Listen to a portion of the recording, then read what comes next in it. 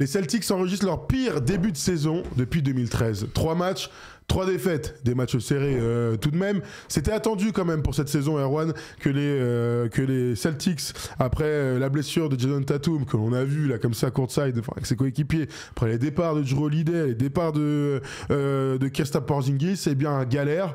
Ils sont à 0-3, sans dire que c'est alarmant. C'est quand même assez important au sein de la NBA actuelle de s'arrêter et de parler des débuts difficiles de cette saison. Il y a Horford qui est parti aussi. T'as raison, alors je l'ai oublié, t'as raison.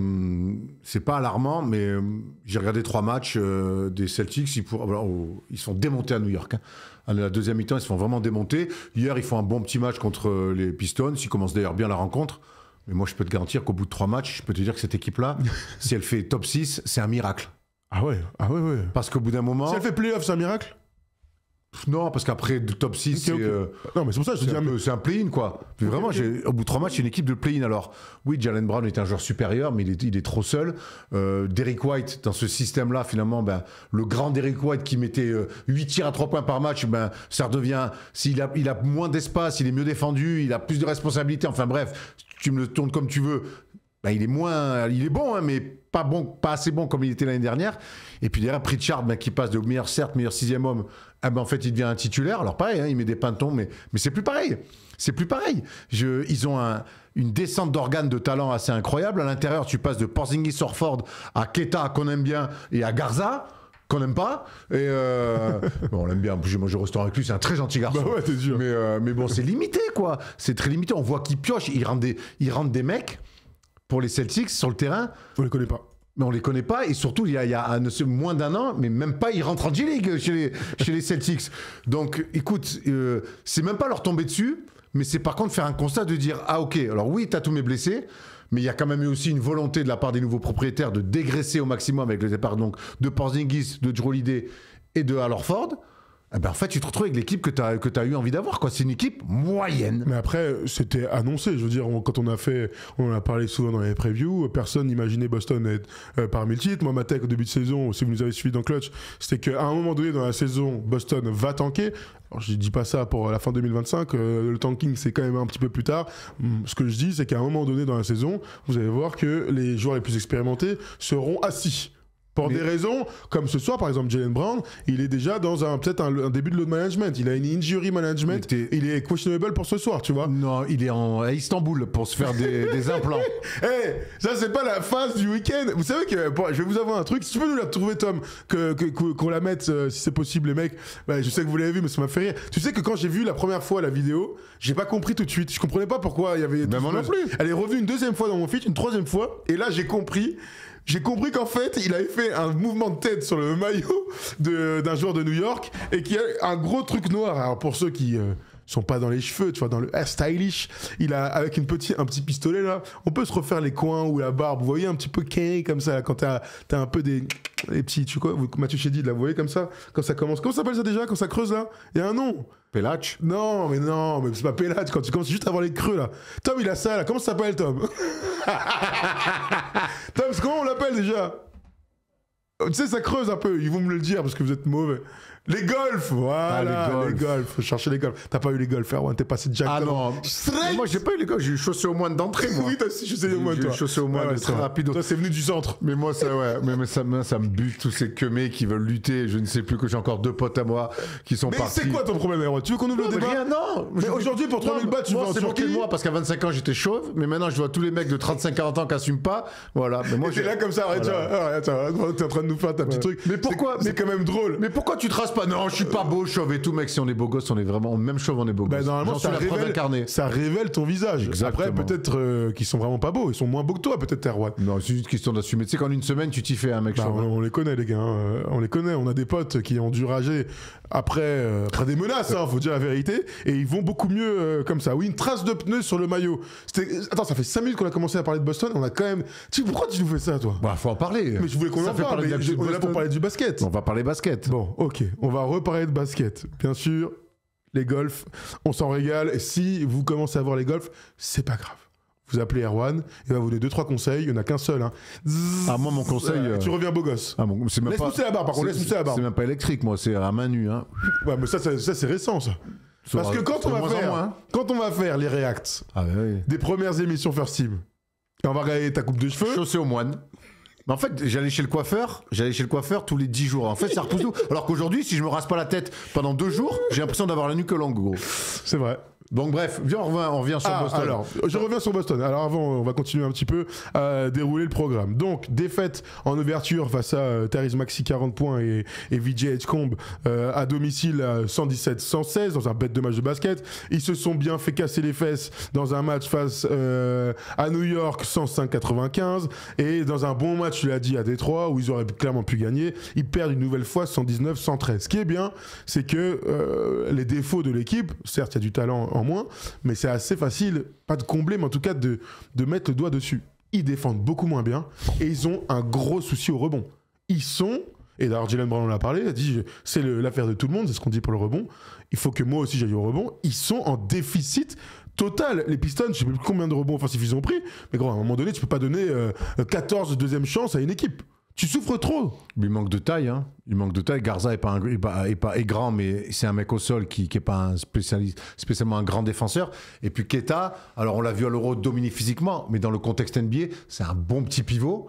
Mais encore une fois, on parle d'un mec... C'était un troisième pivot jusque-là. Voilà, c'était un troisième pivot. Voilà, c'est là où je voulais en venir. Troisième pivot. Keita est passé de troisième pivot à pivot titulaire à Boston. Et le mec qui start, c'est Hugo Gonzalez. Qu'on aime beaucoup, le rookie. Oh, on l'adore, hein. Super, mais c'est très bien. Hein. Mais il mettait même pas 6 points à Madrid l'année dernière. La greffe Anthony Simons, qui est un beau joueur de basket, mais à Boston, dans ce basket collectif qu'on va mettre en place, il détonne complètement. Alors, on s'arrête un peu sur lui, parce qu'il a 11 points par match en Anthony Simons. Mais en fait, c'est trop dur pour lui. Bah, mais... Ce mec-là qui on a dit, tiens, vas-y, fais ce que tu veux à Portland, je prends des tirs, vas-y, c'est ton équipe. T'es derrière McCollum, t'es le prochain, t'es derrière Lillard et McCollum, c'est à toi. Ben vas-y, ça se voit. Il arrive dans une équipe qui essaye malgré tout. Ils essayent de jouer de manière structurée, Boston. C'est pas la foire d'empoigne. Hein. Mais lui, par contre, tu vois que il comprend pas. Donc il met des paniers parce qu'il a un peu de talent, mais par rapport à ce qu'il est, il est quand même censé. Il y a la place de Jason Tatum à prendre derrière. Il n'y arrive pas. Il sort du banc, mais il n'y arrive pas. Il joue, il prend des tirs, tout est très compliqué. Beaucoup trop de dribbles, pas efficace. Enfin, ça. Moi, je vois voir un mec sous Joe Mazzulla jouer comme ça me pique les yeux. Hein. Attends, on vient de recevoir un truc, je suis obligé de vous le dire parce que c'est incroyable. Je suis désolé, on reviendra sur Boston. Là, c'est vraiment la soirée des digressions. Vous avez compris que j'avais pas envie de parler de basket. Il y a Arnaud, il s'appelle Arnaud, il vient de nous envoyer 10 balles sur YouTube. Merci à toi. Ben alors. Merci. Le message. Chris Boucher égale Skinny Pété. Il est Chris Boucher. Chris Boucher, oui, à Boston. Jeudi soir, il y a des super matchs. Bon, ok. En revanche, j'ai la loge à l'Accor Arena pour Paris-Pana. Venez teaser après le match, les gars. Le centre, parenthèse. Mais pourquoi après le match? Tu veux pas qu'on regarde le match ensemble?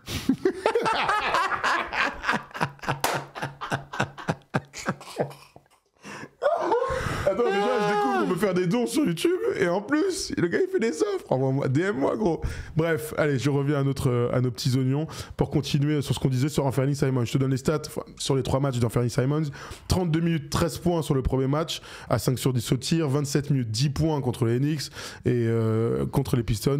12 points en 23 minutes, à 5 sur 13 au tir. C'est drôle parce que quand il est arrivé là-bas, on s'est tous dit, franchement, pourquoi pas? Pourquoi pas? Encore une fois, c'est 3 matchs. Échantillon 3 matchs, c'est rien.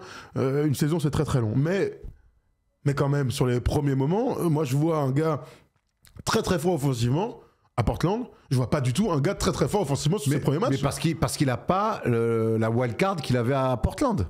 Souviens-toi ce qu'a été J.R. Smith et ce qu'il a été sur la fin. Et ça tombe bien, on l'a mis dans un match NBA classique où on voit quand même que c'était un mec qui défendait pas et qu'à l'époque de Cleveland, ça devient un défenseur plus, vraiment, et qu'en attaque, il arrive à avoir de la justesse. Alors oui, on connaît, on va pas me reparler son truc en finale, mais ces mecs-là, quand ils arrivent dans des équipes structurées, il leur faut du temps. Et clairement, aujourd'hui, c'est encore un jeune joueur, Anthony Simons, il n'est pas prêt à jouer dans des équipes comme ça. Mine de rien, Joe Mazzulla, c'est un mec qui a rendu son équipe championne NBA, et il a gardé les mêmes principes. Alors, il y a moins de talent, clairement, mais il garde les mêmes principes d'une équipe qui a été championne. Et là, on voit que ce mec-là, lui, il n'a jamais joué un basket pour être champion. Il a joué un basket pour mettre 20 points par match et pour aller chercher un gros contrat. Mais tout l'aspect collectif d'une équipe, Ça se voit, il dribble, il est dans les espaces de tout le monde, il joue des pics, il y a des passes à faire, il va se chercher des angles à lui, à shooter sur des fadeaway. Il est à l'envers complètement. Il est à l'envers complètement. Il y a trop à assimiler en peu de temps, peut-être. Pour l'instant.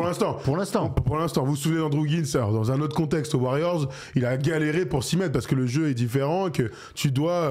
Pour des mecs qui ont toujours été au-dessus individuellement, parfois tu fais pas l'effort de te mettre dans un collectif. C'est aussi ça le sel de la NBA, tant les gars sont forts. Anthony Simons, c'est vrai que tu as raison, il a toujours eu la balle, il a toujours eu la confiance, il a joué dans un système aussi pendant quelques années là, avec Chelsea Billups, c'est encore lui. Là, il se retrouve dans un système qui est très différent, où il y a quand même beaucoup de mouvements, où il y a un jeu de prise de décision qui est monté de très très haut avec Joe Mazzulla. Pour l'instant, il a du mal. Encore une fois, c'est 3 matchs. Voilà, on n'est pas dans les conclusions hâtives tout de même. Et j'ai vu un commentaire intéressant d'un gars qui disait « Je pensais qu'on allait jouer...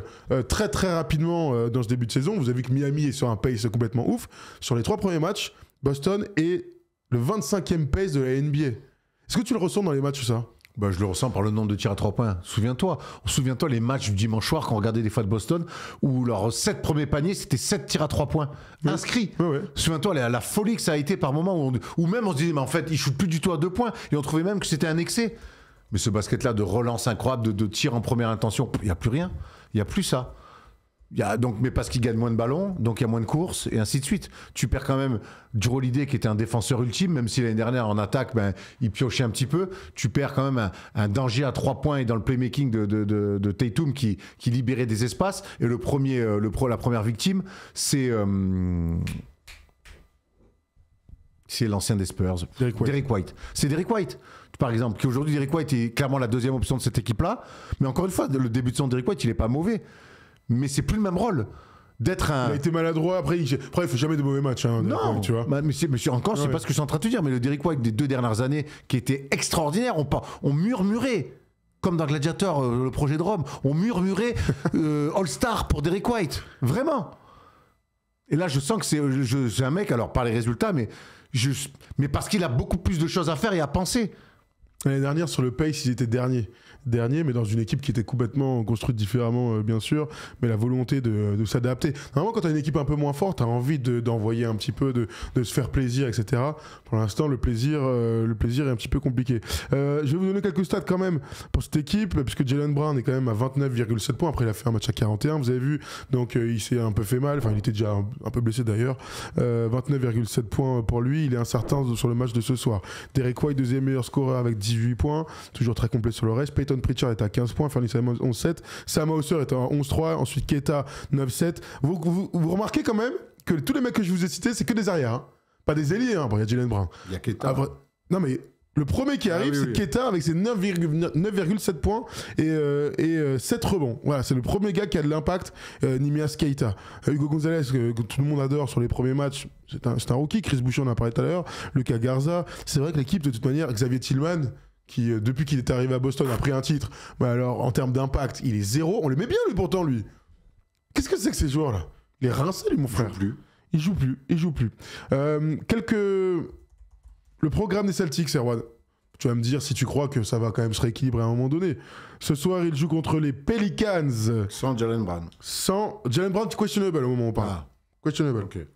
Questionable. Pas simple, hein. Moi, je dis les Pelicans quand même, hein. Moi, faut qu'ils prennent, faut qu'ils commencent à en prendre parce que extérieur, tu peux vite tomber dans une spirale un peu chiante, quoi. Donc non, moi je vois leur spirale de 3 défaites, elle est moche. Et puis il y a un truc qu'il faut dire aussi sur Boston, c'est qu'ils ont beaucoup de mal à tenir les matchs sur 48 minutes. Tout à fait. Comme une équipe de jeunes, enfin non, comme une équipe sous-dimensionnée en fait. Tu sais, je tiens. Bonne première mi-temps à New York, ils explosent complètement en deuxième. Bonne première mi-temps à Détroit, ils explosent complètement en deuxième. Peut-être pas explosés, mais en tout cas ils se font. Il y a un écart à un moment donné. Il y a un écart à un moment donné. Ils ont beaucoup de mal à produire un bon basket sur 48 minutes. Quand il y a autant de mecs qui sont absents. Pelicans donc, ils reçoivent ensuite mercredi soir les Cavs. Gros match. Ensuite, ils rejouent contre les Sixers. C'est le début de la NBA Cup d'ailleurs. Après, c'est les Rockets, le Jazz, les Wizards et Orlando ensuite. Alors, ça fait que 3 matchs, mais j'ai l'impression qu'il y aura 0 match facile pour cette équipe de Boston. Ben voilà, il y aura un match à jouer tous les soirs. Et ça, c'est quand même une habitude, une drôle d'habitude à reprendre quelque part. Jaylen Brown, il a jamais connu ça de sa carrière. Hein. Ah ben non. Jaylen Brown, il trustait toujours l'avantage du terrain, la finale de conférence. Là, c'est autre chose. Hein. C'est autre chose. Je vous ai mis un petit sondage. Vous pouvez y répondre maintenant. Est-ce que vous imaginez les Celtics tanker à un moment dans cette saison ? Voilà, alors ça peut être, on se projette dans 70 matchs, hein, mais est-ce qu'à un moment donné, cette équipe n'a pas aussi intérêt à tanker quand on voit ce qui arrive à la draft? Cameron Boozer, j'allais dire Pattinson, hein, je sais pas comment il s'appelle encore, j'ai oublié son blaze, le gars de Kansas, non plus, je vais regarder, vous allez me dire surtout, et le local de l'étape, et Jed Bonsa. C'est aussi ça les bonnes histoires des grandes franchises, c'est à un moment donné d'être capable de mettre le pied et puis de récupérer un haut draft. Bah, tu dis l'histoire des grandes franchises, c'est surtout l'histoire d'une franchise, hein, c'est les Spurs.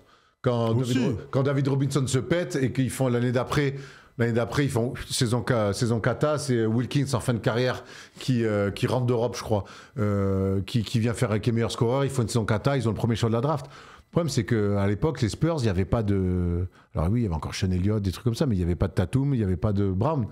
Alors Tatum, il est blessé, il va revenir en mars. Normalement, ouais. C'est une équipe qui était championne il y a 2 ans. Et puis drafté, tanké avec ce truc de se dire. On va avoir l'un des meilleurs choix. L'un des meilleurs choix, c'est que les 3 premiers l'année prochaine s'annoncent très très fort. Même si et on sait que AJ Dibunsa a grandi à Boston. Je crois qu'il est né à Boston. Ouais. Donc on sait que ils ont une maison de famille là-bas.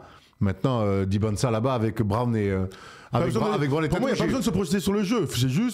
C'est une saison de mouise qui s'annonce. Après, si vraiment ça se confirme, pour moi, c'est une équipe il faut être capable de shut down. Pour moi, c'est une équipe en l'état actuel. Il ne passe pas un premier tour de playoff. Ah non, c'est une équipe qu'on va retrouver au play-in. Après, la conférence Est, elle part un peu dans tous les sens là pour l'instant. Donc on verra un petit peu plus tard. Mais c'est une équipe qu'on va retrouver au play-in. C'est ce qu'on l'a tous mis play-in de toute façon. Hein. Je les imaginais pas, sauf si vraiment Tatum revient et ils font un dernier mois exceptionnel. Mais bon, ça arrive. Mars, bah ouais, donc un dernier mois. Donc du coup, ça me paraît tellement loin que d'ici là, peut-être qu'il reviendra juste pas de toute la saison. Hein. C'est aussi simple que ça. Le dernier, c'était de Kansas, ça c'est Darren Peterson. Voilà, le poste 2, la shooter qui régale. Hein. En tout cas, ça va être très cool à suivre. Comme d'hab, on parlera des futurs rookies, des gros prospects un petit peu plus tard dans la saison. Là, surtout quand il y a des gros prospects comme ça nous fait kiffer. Tu veux ajouter un truc sur cette équipe de Boston ? Non, c'est surprenant. On s'était quand même habitué depuis presque 10 ans à les voir toujours truster le haut de la conférence Est, d'être à minima en finale de conf, sauf l'année dernière, mais bon, ils sont tombés sur une grande équipe des Knicks et avec en plus Tatum qui se pète, mais on sait très bien qui menait. Non, c'est curieux, mais comme quoi quand le wagon est bon, faut le prendre. Toujours, c'est ce qu'on dit. L'alchimie, l'équilibre d'une bonne équipe, c'est toujours comme ça. Il y a Federico qui voulait quand même nous rappeler que les Lakers et les Celtics, dans les années 80, ont eu beaucoup de first one pick, alors qu'ils étaient champions NBA, bien sûr. On pense à Magic, ils n'étaient pas champions NBA, mais on pense à James Worthy ensuite, etc. Larry Bird et tout, des mecs qui sont arrivés et qui ensuite ont continué à bien drafter. Bref, on va accueillir Nico qui nous a appelé, qui veut parler des Boston Celtics ensemble. Il va nous dire, lui, s'il imagine que cette équipe va tanker à un moment donné. Salut Nico. Salut à vous les gars. Tu vas bien ? Ça va, impeccable. Ouais, ça dit quoi ? Tranquille ? Ben ouais, écoute, on reprend les habitudes du lundi soir. C'est les bonnes habitudes. Tu nous appelles d'où, Nico ? Je vous appelle de Limoges. Et alors, j'y suis dimanche. C'est vrai ? Ouais, je te jure, je vais pas visiter, hein, tu te doutes bien. Je vais commenter Limoges-Monaco. Ou Limoges-Paris. Je sais plus. C'est toi qui sais. Paris ou Monaco ? Non, c'est Paris ce week-end. C'est Limoges-Paris, je crois, ce week-end. Limoges-Paris. Voilà. Ok. Ouais, on se doute bien que c'est pas pour visiter à Limoges. Mais pourquoi il est dans la porcelaine ? Il cherche justement des nouvelles acquisitions. Voilà, des acquisitions pour son musée qu'il a construit avec papa. N'importe quoi, ça va pas ou quoi ? Bon alors, du coup, t'es pour Limoges, ok, t'es pour le CSP, mais t'es aussi pour les Celtics ? Alors, en fait, j'aimais bien comment était construite ces dernières années. J'aimais bien un peu l'ambition qu'a pu avoir cette équipe sur les dernières saisons, et puis le fait qu'ils arrivent à aller chercher un titre. Mais vraiment, là, c'est vrai que ce qui s'est passé cet été et cette saison, c'est vraiment la grosse inconnue. Et c'est vrai que ça va dans le sens de ce que vous avez dit tout à l'heure. C'est le truc de se dire, il y a quand même des joueurs de talent, mais qui vont avoir un rôle différent. C'est vrai que Jaylen Brown, est-ce que sans Tatum, bon, c'est vrai que pour l'instant, il fait un gros début de saison, mais c'est plus du tout le même rôle que ce qu'il a pu avoir.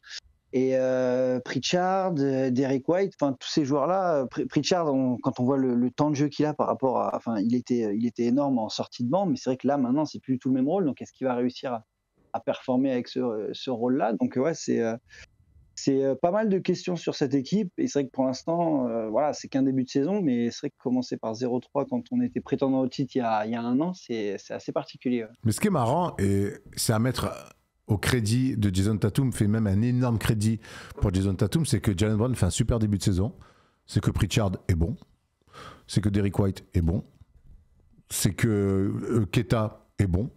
Il n'y a pas, personne est dramatique, on se dit ah ouais putain, tu vois, on a parlé d'Anthony Simmons, mais c'est de l'adaptation, et puis il sort du banc, c'est pas... En fait, tout le monde est plutôt bon dans son registre, tout le monde Après, fait... ils défendent pas, ils prennent pas un rebond, tout le monde oui mais voilà, et ça montre quelque part que Jason Tatum était un joueur All-NBA First Team, donc tu perds un joueur All-NBA First Team, forcément c'est plus compliqué, non? Mais donc du coup, tu vois, que tu te démunis de 4 joueurs, on l'a dit tout à l'heure, qui étaient hyper importants. Tu vois, je veux dire, il n'y a pas que Jason Tatum dans l'histoire. L'équipe est tellement moins forte. Depuis qu'on a créé First Team, c'est l'équipe la moins forte à Boston. Tu te rends compte? C'est pas on dirait le Boston des milieux des années 90. C'est pas marrant quand même de voir cette équipe ne plus défendre. Bah non. Alors que Joe Mazzulla a changé leur ADN, on le sait, ils sont allés beaucoup plus vers l'attaque. Ça a toujours été une très bonne défense, une équipe très solide même.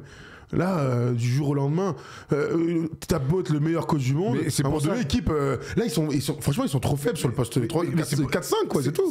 Mais même, tu vois, Pritchard, Pritchard, franchement, il met 15 points par match. Il met 15 points par match, l'année dernière, il est meilleur 6e homme, mais Pritchard, en fait, donc t'es obligé de gagner dans les grands matchs d'attaque. Quand t'en fais un titulaire à 35 minutes, parce qu'il joue 35 minutes, ah oui, ils ont pas le choix, t'as vu les autres qui sont derrière. En fait, tu vois qu'il se fait démonter défensivement, qu'il se fait jouer à... Non, mais c'est ça aussi la réalité des trucs, c'est que les mecs qui sortent du banc dans des équipes faites pour le titre. Ah ouais, lui il est très bon, il pourrait. Ouais, mais il peut. Ben regarde, là, qu'en fait, quand il manque les papas, on en revient toujours à ça. Ben oui, mais des points.